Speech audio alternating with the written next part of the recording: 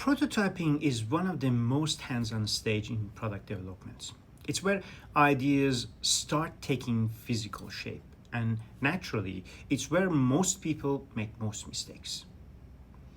In this episode, I want to walk you through some of the common traps we've seen, especially when it comes to hardware, and how you can avoid them to keep your developments on track. The first pitfall I want to talk about is focusing too much on the appearance and look in very early stage.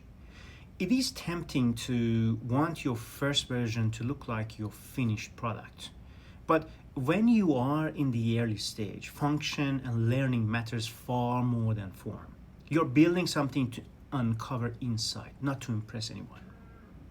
So what you want is a working model that helps you test a specific function, mechanism, interaction, even if it's clunky or made from scrap parts.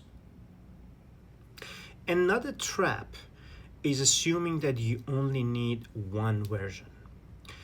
In reality, good prototyping is a process of continuous refinement. Each version helps you answer a different question or resolve a different issue. So it is wise to plan for multiple rounds, both in your budget and timeline from day one. Now let's talk about a big one. Prototyping without considering how the product will eventually be manufactured. When you are building an early prototype, you often use materials and fabrication methods that are quick and affordable, like 3D printing, laser cutting, CNC machining, and so on. And that is completely fine. Those methods are great for speeding things up and keeping the cost down while you're still figuring things out. But there's a catch. Those materials and those designs don't always translate well into the actual production methods and process and materials available. What this means is when you switch to production grade materials or manufacturing processes, the design might behave differently. Tolerances, strength, heat resistance, they all can change and will change. So before you move into a mass production, you will likely need to go through a more round of design tweaks, followed by another validation phase, just to make sure that the final version still performs the way you need it. For example, this is a very good build prototype. It is done by 3D printing and contains a lot of different parts that stick together by glue and different methods. It does the job it is designed for.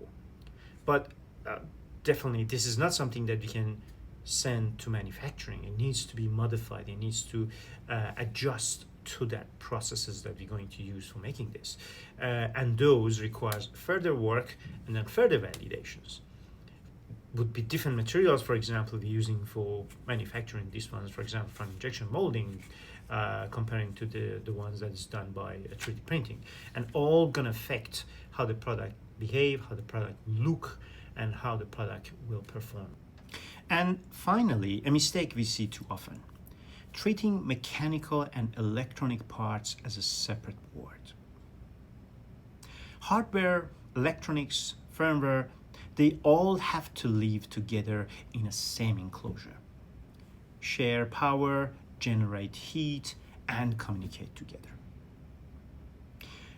Prototyping them in isolation can lead into serious integration headaches down the line later on in your process. So make sure they are considered as part of the same system right from the early prototyping stage. In short, prototyping is all about learning, not building something final, and definitely not just ticking a box. If you approach it with flexibility, awareness of your future steps, and room to improve, you will have much more likely to end up with a product that truly works. In our next episode, we are going to shift gears and talk about something that should start much earlier than most people think: designing for manufacturing. And if you would like to dig deeper into these prototyping challenges that we discussed today and how to navigate them, we have also prepared a blog post that follows this video. Keep an eye out for that one. It's packed with some practical insights. See you later.